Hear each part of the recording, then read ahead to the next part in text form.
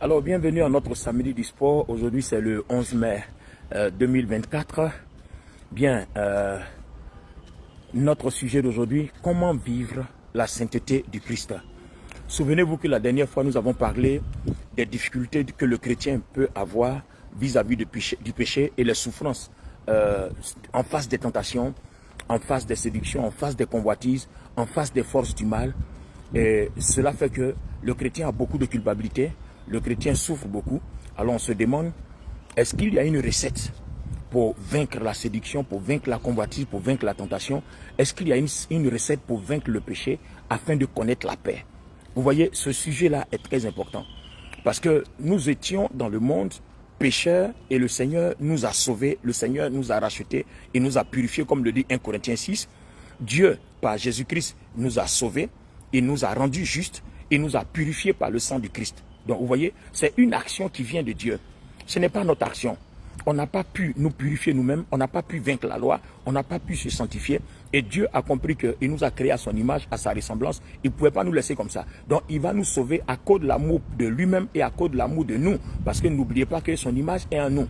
Donc à cause de l'honneur de lui-même et à cause de son image qui est en nous, Dieu va nous purifier, Dieu va nous racheter, Dieu va nous libérer gratuitement. Alors il y a une remarque à faire ici.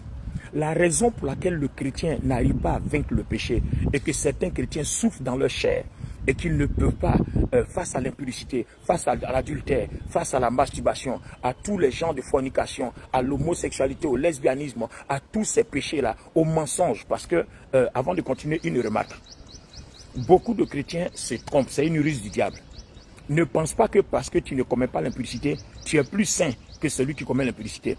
Mais si tu ne commets pas l'impudicité, tu ne peux pas nous dire aussi que tu n'as jamais menti. Depuis que tu es né de nouveau, converti, né de nouveau, c'est-à-dire baptisé, né de nouveau. Tu ne peux pas nous dire que tu n'as jamais menti. Parce que Romains 3, 23 nous dit quoi? Tous ont péché et sont privés de la gloire de Dieu.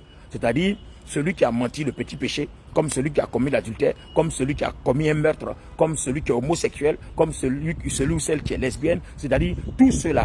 C'est-à-dire celui qui a volé une aiguille qui coûte 1 franc. Ou celui qui a volé 2 milliards. On dit tous ont péché, sont privés de la gloire de Dieu. Donc ne pense pas que, comme toi, tu ne commets pas l'impudicité, tu ne commets pas l'adultère, tu n'es pas dans le péché sexuel, donc tu es saint. Le péché sexuel ne fait pas de toi, le manque de péché sexuel dans ta vie ne fait pas de toi quelqu'un de saint, ou alors le péché sexuel ne fait pas aussi quelqu'un d'impur. La Bible dit quoi? Dieu nous a rendus justes par le Christ. Il nous a purifiés par le sang du Christ. Donc vous voyez, c'est une action de Dieu. Quand Éphésiens le chapitre 2, le verset 8 dit que le salut vient par la grâce, par le moyen de la foi. Et c'est un don de Dieu afin que personne ne se vante, afin que personne ne se glorifie. Et la version d'Arby va dire, nous étions tous pécheurs, nous étions tous injustes, en ce sens que Jésus-Christ est venu mourir pour nous. C'est-à-dire, il est venu prendre nos places alors que nous étions même des pécheurs. Donc en fait, le jour où Dieu décidait de nous sauver par Jésus-Christ, ce n'était pas parce qu'on a fait quelque chose de bon qu'il est venu nous sauver. C'est exactement et simplement par son amour pour nous. Afin que demain, si nous sommes dans le Seigneur, personne ne dise que moi je suis juste, moi je suis pur. Tu ne peux pas être juste par toi-même.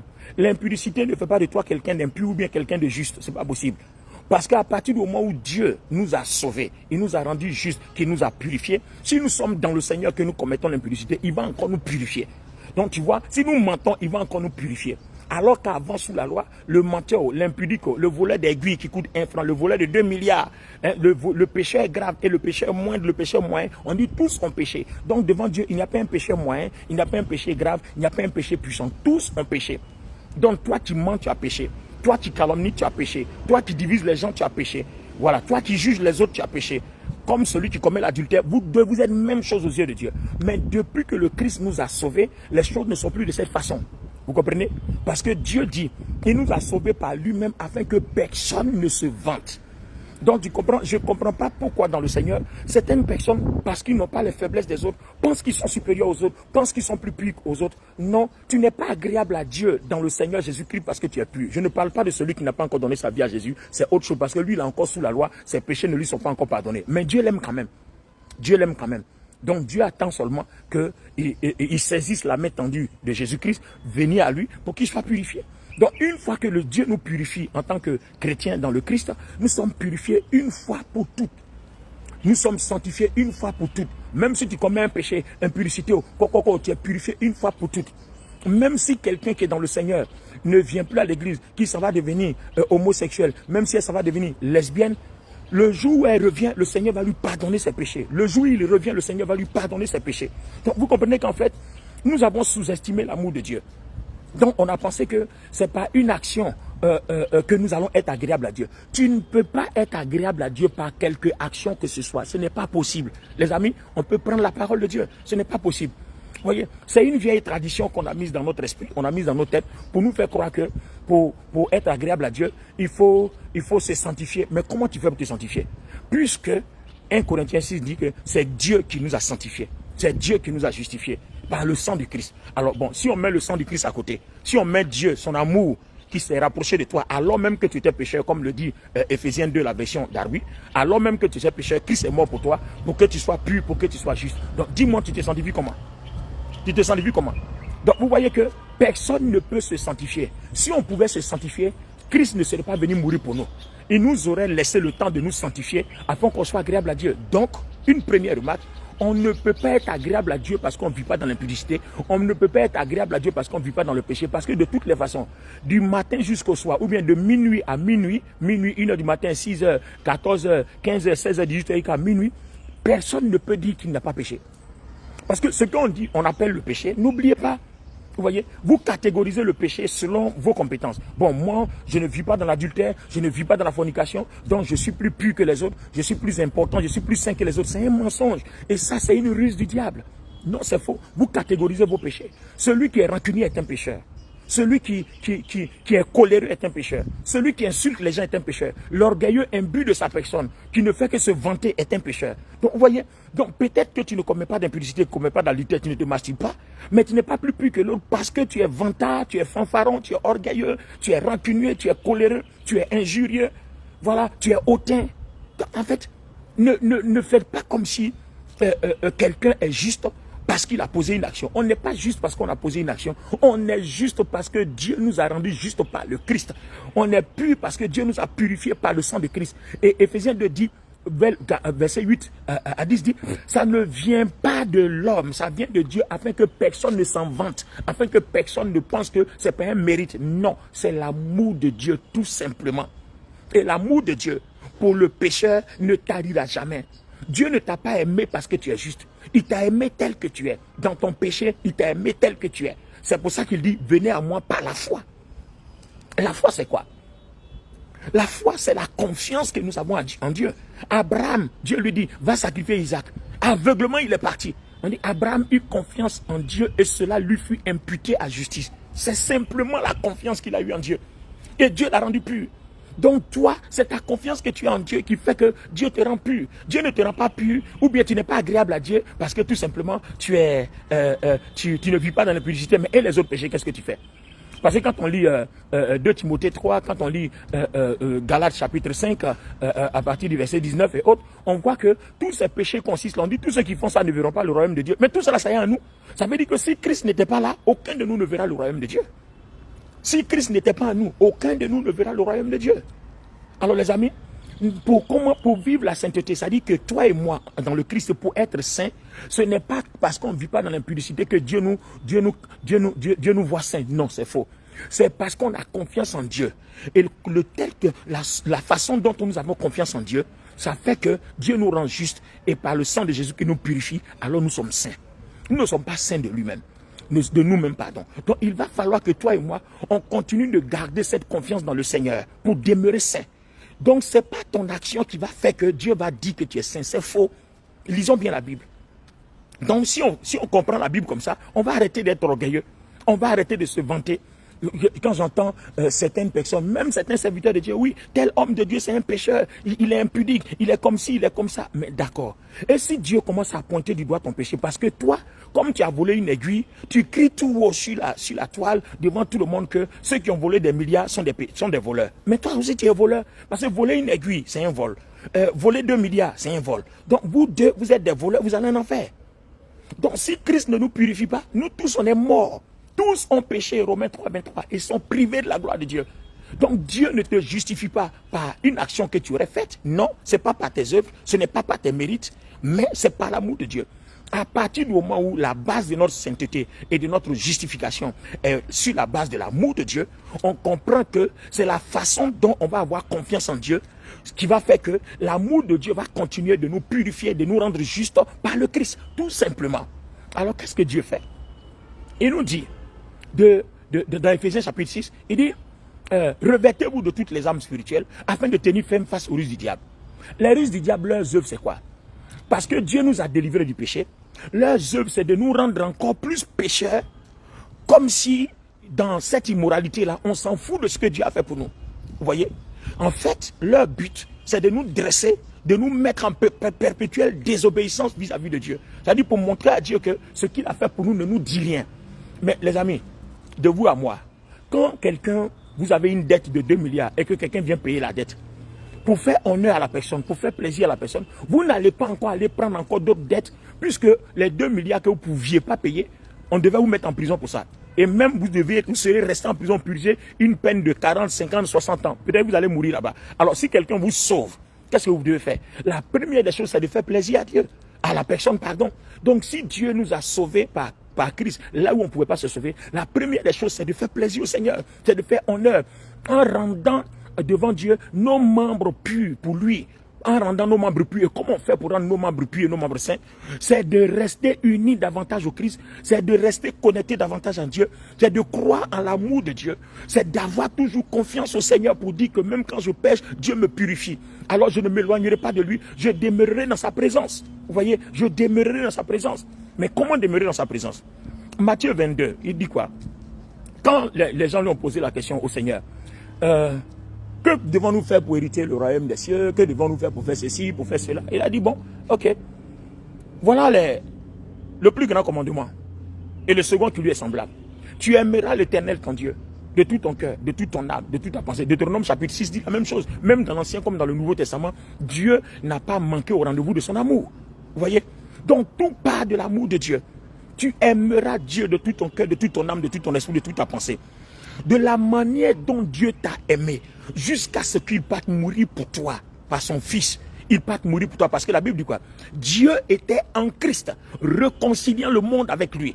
Donc Dieu allait mourir pour toi. Cet amour-là, Dieu dit, comme je t'ai aimé, toi aussi il faut m'aimer aussi. Donc aussi longtemps que tu demeures dans l'amour de Dieu, Jésus dit quoi? Si vous demeurez dans mon amour, alors je demeurerai en vous. Aussi simplement. Demeurez en moi et je demeurerai en vous. Il dit, vous demeurez dans mon amour.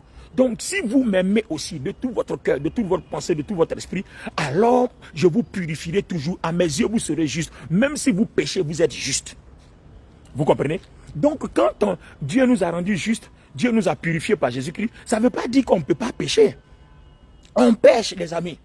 Parce que la Bible même dit que la chair est faible. Donc Dieu sait que la chair ne manquera jamais de péché. Donc en mourant pour nous à la croix, il a pris des prédispositions, enfin des dispositions pour que si nous arrivons de pécher, on soit automatiquement purifié, justifié, sanctifié. Parce que Christ nous a justifié, sanctifié une fois pour toutes. Donc toutes les fois, quand il a fini, il est assis dans le lieu très saint en tant que souverain sacrificateur selon l'ordre de Melchisédek et il fait l'expiation pour nos péchés. Toutes les fois que toi tu es converti, tu es en Christ, tu commets un péché, tu es automatiquement sanctifié. Même quand tu ne demandes pas pardon. Pourquoi? À cause de la confiance que tu as dans le Seigneur, à cause de ta foi, tu es juste, tu es pur. Aussi longtemps que tu as la foi, tu es juste, tu es pur.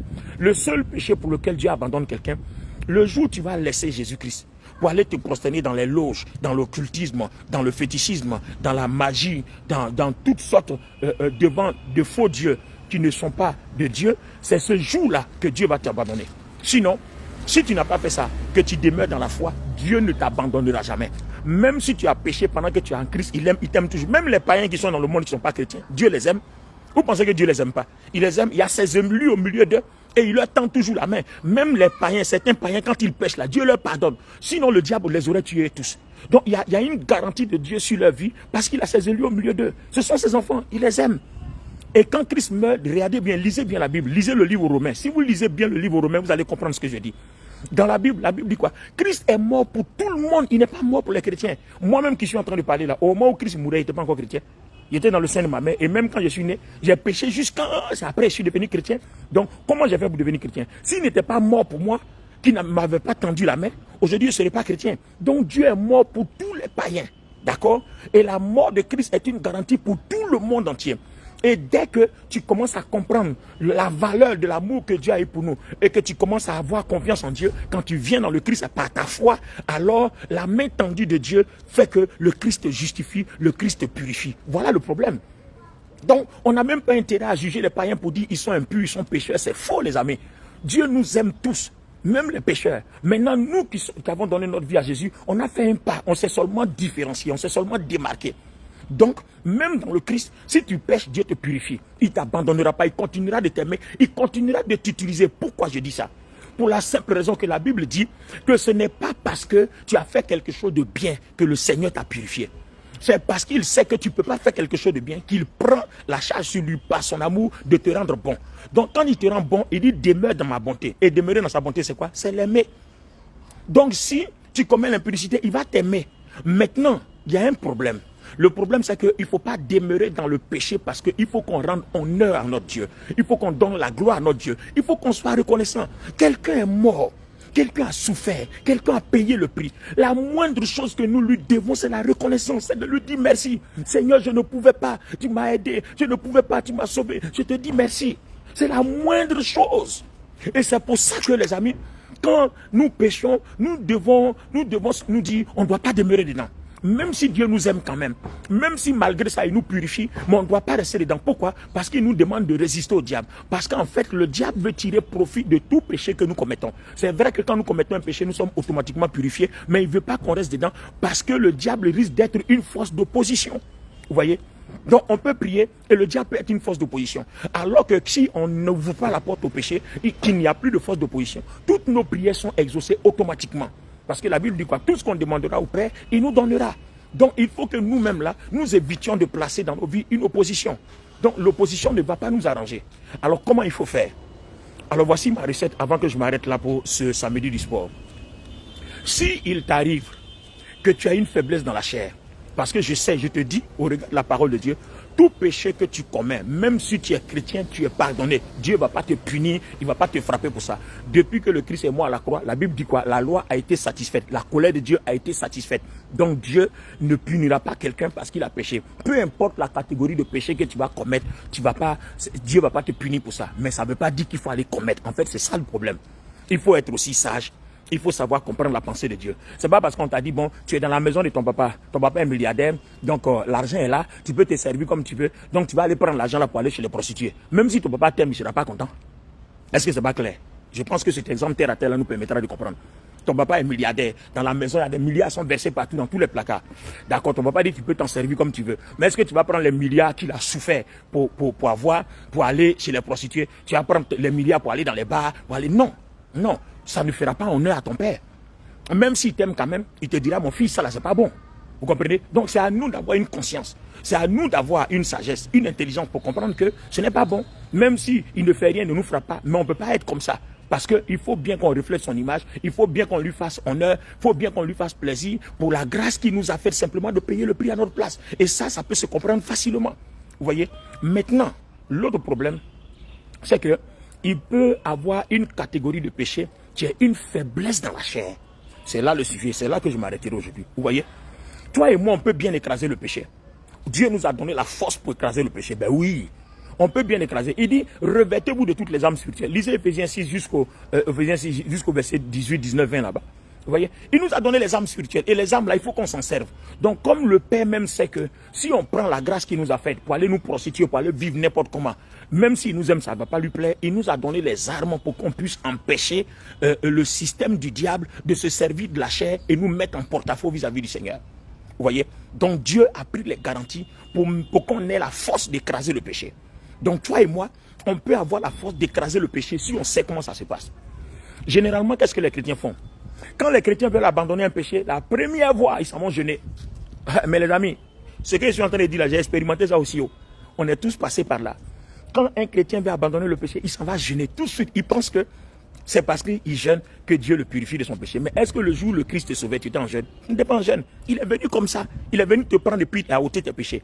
Donc si toi-même tu pouvais trouver un moyen pour ôter les péchés, il ne serait pas mort. Donc quand tu es dans le Seigneur, il faut que tu apprennes à confier tes défauts, tes faiblesses au Seigneur pour qu'il les enlève, pour qu'il les répare. Ben oui les amis. Si vous voulez compter sur votre jeûne, quand tu fais prière de combat, tailler, couper, on a fait tout ça là, ça n'a rien donné. Tu ne peux rien tailler. Quand Christ mourait à la croix, il n'a pas taillé quelque chose. Ah non. C'était sa confiance qu'il avait dans le Seigneur qui a fait qu'il a vaincu la chair. Toi et moi, on peut vaincre la chair. Dans Jean 14, il dit, tout ce que je fais, c'est le Père qui est en moi qui le fait. J'écoute mon Père qui est en moi et puis je le laisse agir. Ce qu'il me dit de faire, c'est ce que je fais. Ce qu'il me dit pas de faire, je ne fais pas. Dans Matthieu chapitre 4, dans le désert, qu'est-ce qui s'est passé, les amis? Le diable arrive, il dit transforme en pain. Il dit mon papa n'a pas dit ça. Mon papa ne m'a jamais dit d'obéir à quelqu'un. Mon papa a dit de lui obéir. Mon papa est en moi. Ce qu'il dit là, c'est ce qu'il fait. S'il n'a pas dit, il ne fait pas. Même si je peux le faire, je ne le ferai pas. Jésus aurait dû dire au diable, dans Matthieu chapitre 4, dans le désert, ne sais-tu pas que suivre le Fils de Dieu, caillou, devenez du pain. Mais en faisant ça, il obéissait à qui? Au diable. Vous voyez? Donc, il y a Dieu dans notre cœur. Il y a sa voix que nous entendons. Il peut bien se manifester si nous sommes à son écoute. Alors les amis, soyons à l'écoute de Dieu. Toutes nos faiblesses, le Seigneur Jésus dit, déposez sur moi tous vos fardeaux. Déposez sur moi déchargez-vous sur moi de tous vos fardeaux. Donc, comme c'est lui qui m'a délivré et qui sait que moi-même je ne peux pas me purifier, c'est pas son sang que je suis purifié. Donc si je pêche, je ne peux pas me purifier. Donc c'est vers lui que je viens. Donc toutes nos faiblesses de notre chair, on doit aller vers lui parce que il y a le monde de la chair, Romains 8:6, la version Darby, ça je le dis tous les jours. Et puis il y a le monde de Dieu qui est dans notre cœur. Dans le Romains 8, il parle de deux mondes de pensée. Or la pensée c'est le monde de l'esprit. Lisez la version Darby de Romains 8:6, vous voyez. Donc la pensée de la chair, c'est là-bas que le diable veut s'introduire pour être une force d'opposition. Et la pensée de l'esprit dans notre cœur, c'est là-bas que le Christ est, depuis qu'on est unis à lui par notre foi, après les eaux du baptême, quand nous sommes nés de nouveau. Vous voyez. Et de là-bas, on peut bien dominer si on est à l'écoute. Parce que c'est l'esprit qui fait de la chair ce que la chair est. Quand dans le jardin d'Éden, on était impur, la Bible dit quoi? La Bible dit tout simplement que l'homme était du sable. Dieu a soufflé son esprit et le sable est devenu la chair. Donc en fait, c'est l'esprit qui transforme la chair. C'est l'esprit qui vivifie la chair, qui fait que la chair est agréable à Dieu. Donc, quand Christ est dans notre esprit, si on continue d'avoir cette relation, de demeurer en lui, si on continue d'avoir confiance en lui et d'agir tel qu'il veut, à ce moment précis-là, le Christ va purifier notre chair. Notre chair va être occupée. Et le Saint-Esprit, comme le dit 1 Corinthiens 3 et Corinthiens 6, va occuper tout et on sera libre, on sera en paix. Parce que les pensées de l'esprit, c'est la paix et la vie. Comme Romains 8:6, version Darby dit, c'est la vie et la paix. Tu veux avoir la paix? Il y a des péchés qui te fatiguent, ça te traumatise, tu souffres. Toujours tu tombes dedans. Et tu as l'impression que le Christ ne peut rien faire. Évidemment, mon ami, toi qui m'écoutes, ce n'est pas parce que le Christ ne peut rien faire. Le Christ peut faire quelque chose, mais est-ce que tu as demandé au Christ de faire quelque chose? Est-ce que tu as été assez honnête pour lui montrer ta faiblesse? Est-ce que tu as été assez honnête pour lui dire, papa, Seigneur, voilà ce péché-là. Je n'arrive pas. Et toi-même, tu sais que je ne pourrai jamais. Tu nous as délivrés par toi-même, par ton amour. Ce n'est pas par la force de quelqu'un. Donc je n'y arrive pas. Seigneur, prends le contrôle. Mais le problème, c'est que tu n'as pas envie de lui dire prends le contrôle parce que toi-même la chose te plaît. Parce que si tu lui dis prends le contrôle qui te délivre de ça, ça ne t'arrange pas. Alors tu dois être courageux. Comme la Bible dit, à tes résolutions répondra ton succès. Il faut être courageux. Parce que si tu viens par le Christ, parce que tu veux jeûner par toi-même, tu ne pourras jamais y arriver. La preuve, quand nous finissons de jeûner là, on est fort. Mais commençons à manger un peu. 2 jours après, parce que la chair, quand tu affaiblis la chair, ben la chair va se calmer. Mais quand tu commences à manger, tu lui redonnes sa force, la chair va revenir. Donc le péché que tu as abandonné à cause du jeûne, le péché là va revenir encore. Donc c'est comme si aujourd'hui tu arrêtes de pécher, 2 mois après ça revient encore. Et 4 mois après ça revient encore. Tu t'en vas jeûner, tu reviens. 3 mois encore ça revient. C'est comme un peu quelqu'un qui va avoir l'onction en allant jeûner. Vous voyez? C'est comme quelqu'un qui veut séduire Dieu, il va avoir l'onction en allant jeûner. Mais c'est pas le jeûne qui te donne l'onction. Je suis désolé, ça c'est un autre sujet, on va revenir à ça. C'est pas l'onction, c'est pas le jeûne qui te donne l'onction, c'est pas possible, c'est faux. Et ça, il y a la démonstration biblique clairement. Ah non. Il t'a sauvé, il t'a purifié, il t'a justifié. C'est suffisant pour que tu manifestes l'onction en fonction de ce qu'il t'a demandé de faire. Le problème, c'est que tu n'es pas à son écoute, tu ne sais pas ce que tu as fait. Attends, ton papa te donne 10 francs, il dit va à la boutique, va me payer, par exemple, du gâteau. D'accord? Alors, les 10 francs qu'il t'a donné pour aller payer du gâteau, c'est en allant payer du gâteau que ton papa est avec toi? Ou bien? Mais si on te donne les 10 francs qu'il t'a fait autre chose, il ne peut pas être avec toi. Même si tu jeûnes, il ne peut pas être avec toi. Ton papa va dire, tu allais jeûner, d'accord, mais il ne t'a pas dit de jeûner, je t'ai dit d'aller payer gâteau. Voilà. Donc si En allant payer le gâteau, tu jeûnes, alors ton jeûne accompagne la mission. Tu vois, en ce moment précis, le jeûne, il est bien placé. Tu vois. Mais c'est pas parce qu'on dit va payer du gâteau et puis toi tu es en train de jeûner quelque part là-bas, tu es en train de faire autre chose. Ça ne marche pas. Ça ne marche pas. Ça, c'est un sujet que je dépose de côté. Comme je traite les sujets au fur et à mesure, on va arriver à l'onction, le service, l'œuvre du Seigneur, le ministère. On va arriver à là. Alors les amis, je dis, ne cherchez pas Dieu par vous-même, pensant que par votre jeûne, ou bien par vos sacrifices, ou bien par vos actions, vous allez être agréable à Dieu, vous allez être saint, vous allez être pur, l'onction va être sur vous, la grâce de Dieu va être sur vous. Non, c'est pas possible. Venez devant Dieu et dites, Seigneur, je n'arrive pas, aide-moi. C'est toi qui m'as sauvé quand j'étais pécheur. Je n'ai rien fait, c'est ton amour. Donc à cause de ce même amour-là, je compte sur cet amour. J'ai confiance en ton amour. Parce que Seigneur, il n'y a pas quelqu'un sur cette terre qui peut dire qu'il n'a pas confiance en ton amour. Pourquoi? Parce que tu ne nous as pas tués. Tous sont péchés, sont privés de la gloire de Dieu. Et le salaire du péché, c'est la mort. Au lieu qu'on meure, tu ne nous as pas tués, tu nous as sauvés. Donc si je suis dans le Christ, je crois que je ne mourrai plus parce que si je devais mourir, tu m'aurais tué depuis. Donc ton amour me sauve pour de bon et pour toujours. Et je crois que je ne mourrai pas. Je confesse que je ne mourrai pas. Mais je dépose à tes pieds ce péché de mensonge, ce péché d'homosexuel, ce péché de lesbianisme, ce péché d'impudicité, de fornication, ce péché de rancune, de colère, ce péché de vol, ce péché d'esprit de division. Je ne peux pas m'empêcher de critiquer, de calomnier. Je mens seulement sur les gens. Je sème la zizanie partout. Partout je rentre, ça fait que mon esprit, mon âme dégage une onde négative. J'ai besoin de toi. Parce que cette chose-là ne me réussit pas. Partout où je passe, on me rejette. Alors que j'ai le Christ. Alors que la promesse dit que si le Christ est en moi, tout doit marcher. La grâce m'accompagne, donc tout doit marcher. Mais pour moi, là, ça ne marche pas. Parce qu'à cause de ces défauts-là, j'ai des problèmes avec les hommes. N'oubliez pas. Alors le Seigneur dit, tu aimeras le Seigneur ton Dieu. Ça, c'est la première chose. Le mardi du sport prochain, je vous parlerai de la deuxième chose. Tu aimeras le Seigneur ton Dieu. Tu aimeras le Seigneur ton Dieu de tout ton cœur, de toute ton âme, de toute ta pensée. Il dit, il t'a aimé, il veut que tu l'aimes aussi. Donc, vous voyez, la réponse à l'amour de Dieu, Dieu te donne, il dit, toi aussi, là, il faut l'aimer. Et il dit bien dans les Psaumes, il dit, j'aime ceux qui m'aiment. Même si tu ne l'aimes pas, il t'a aimé. Il t'a aimé le premier. En retour, il te demande de l'aimer. Donc, l'aimer, là, ça veut dire quoi? Fais-lui confiance. Quand tu as un problème, viens vers lui. Aie l'assurance qu'il t'a tellement aimé qu'il va tout régler. Alors, les amis, je vous rends un témoignage. Et puis je m'arrête là. Une de mes filles avait ce souci. Elle était convertie, née de nouveau, baptisée, chrétienne, zélée. Mais elle avait un défaut, la cigarette. La cigarette était un problème qu'elle n'arrivait pas à arrêter. Au point où, les amis, je vous dis, quand elle me rendait le témoignage, elle dit, même quand quelqu'un jette un mégot de cigarette, là, par terre, elle va prendre le pied, aller écraser vite, vite, parce que ça lui donne envie d'aller prendre le mettre dans sa bouche. Même quand elle regarde la télé, qu'elle voit quelqu'un fumer, tout de suite, ça lui donne l'envie d'aller fumer. Même à l'église, en plein culte, qu'elle a envie de fumer, elle ne tient pas, elle sort, elle s'en va fumer. Et comme le doigt de la cigarette est sur elle, elle ne peut plus revenir, on va sentir, elle est obligée de partir à la maison. Et un jour, elle en avait marre. Elle a fait des jeûnes. Les hommes de Dieu ont prié pour elle, pour qu'elle soit chassée du démon des cigarettes. Mais les amis, je vous dis la vérité, c'est pas comme ça que Dieu nous a sauvés. Ce n'est pas de cette façon que le Christ nous a sauvés. Non. Il nous a sauvés par lui-même, par son amour. C'est l'amour de Dieu qui va te sauver. Si tu as un péché, même si tu es homosexuel, tu es lesbienne, tu ne peux pas arrêter. Viens devant Dieu. Il dit, déchargez-vous sur moi. Oh my God, Mora Yassi Kalaba. Il dit, déchargez-vous sur moi. Viens dire à Dieu, Seigneur, je n'en peux pas, aide-moi. Alors quand après toutes les délivrances, ça n'a pas pu, qu'est-ce qu'elle a fait? Elle-même, elle est rentrée dans la maison, puis elle s'enfermait, va prier, dit, Seigneur, toi-même en temps normal, tu sais que ça là, je ne peux pas arrêter. Si tu ne fais rien, la cigarette va me détruire. La cigarette va nuire à ma relation avec toi. Je n'arrive pas à m'empêcher. Alors que tu m'as sauvé à un grand prix, je dois quand même être reconnaissant vis-à-vis de toi. Je ne peux pas demeurer dans la cigarette. Je refuse de demeurer dans la cigarette. Fais quelque chose parce que toi-même, regarde. Quelque chose qui me prend et puis je sors du culte, je m'en vais fumer, je continue à la maison. Alors que tu sais que je t'aime. Je t'aime mais j'ai un défaut. Je t'aime mais j'ai une faiblesse. Je ne peux pas. Règle ça. Quand elle a fini de faire cette prière, depuis ce jour-là, elle n'a plus touché à la cigarette jusqu'aujourd'hui. Elle a eu sa délivrance totalement.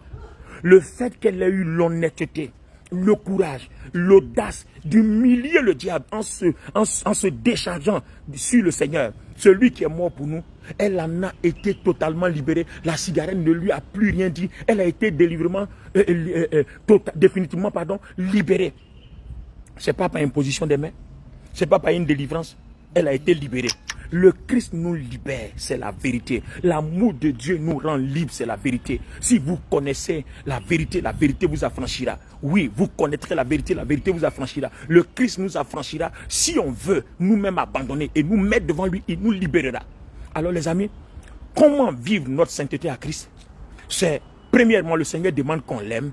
Et cet amour-là demande qu'on ait confiance au Seigneur. Vous voyez, si vous demeurez dans la foi, ayez toujours confiance au Seigneur comme Abraham l'a fait et cela lui fut imputé à justice. Abraham est devenu juste à cause de sa foi. Donc, ayons confiance au Seigneur, aimons le Seigneur. Bon, comment aimer le Seigneur? Ça, c'est un autre sujet, j'en parlerai une prochaine fois. Mais déjà, il faut commencer à avoir confiance. Peu importe ce que tu as, aie confiance au Seigneur, va vers lui, parle-lui. Ne cherche pas à savoir prier, tu n'as pas de grosses prières à faire. Non, dis-lui dans tes mots. Même si tu es nouchi, mon père, mon vieux, ça là, c'est gâté, hein. Voilà, parle dans ton terme. Dieu aime ça. Il aime ça. Parle dans ton terme, parle dans ton niaga, parle dans tes termes. Il aime ça. Tu vas voir que le Christ n'a pas de limite. Son amour n'a pas de limite. Il va te libérer totalement, correctement et normalement. Toi-même, tu vas dire, hein?